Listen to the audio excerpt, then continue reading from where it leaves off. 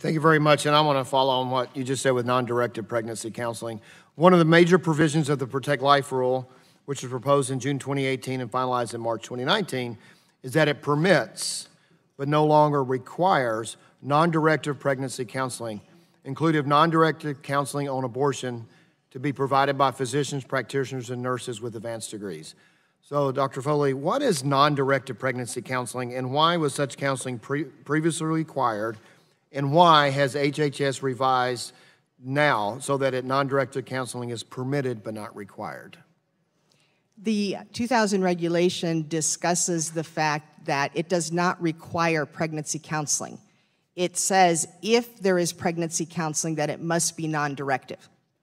And non-directive is defined in the fact that information is given, but the provider does not direct the client one way or the other, does not support in one way or another in their counseling. So it is non-directive counseling.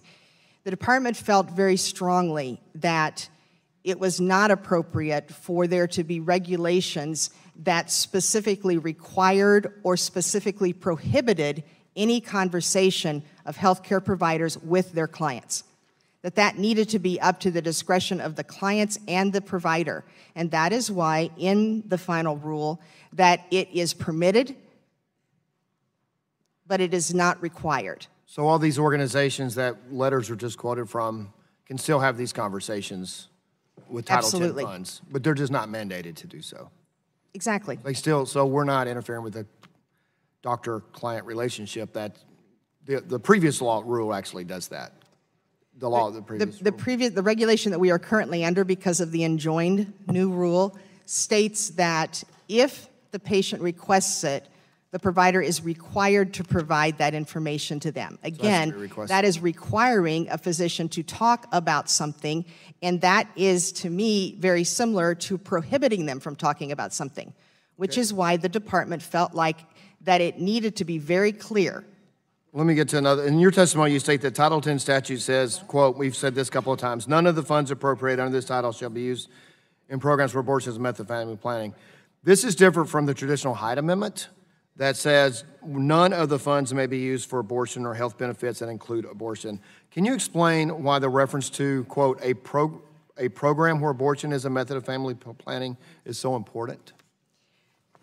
There is a difference between paying for the procedure itself and also support, in any way encouraging or supporting that. And that is why in Section 1008, where it said these funds may not be used in a program where abortion is considered a method of family planning, the Secretary's opinion, the Department's opinion, is that if as a part of that you are referring a client for a service of family planning, you indeed are violating Section 1008.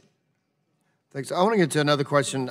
There's been some concern that the new rule about the access to contraception, not just it's we're different from the issue we just discussed. As you've noted, the Title X family planning must offer a broad range of acceptable, effective family planning methods and services.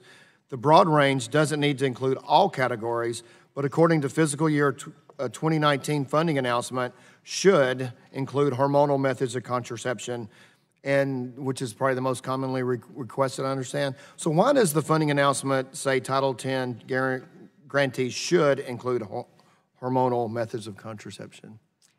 Because that is an important part of providing a broad range of effective and acceptable family planning methods and services. It's interesting to note that the 2000 regulation does not mention contraception as a requirement. It simply states the acceptable and effective.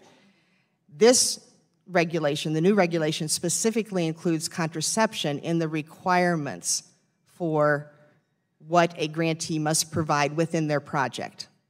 So that must be provided in that project. So how does so we're going back to the previous issue on the funding of a family planning with relation to abortion. How does that provision of the rule interact with the Weldon Amendment, which prevents HHS funding recipients from discriminating against healthcare providers because they refuse to pay or provide, pay for, or refer to abortion?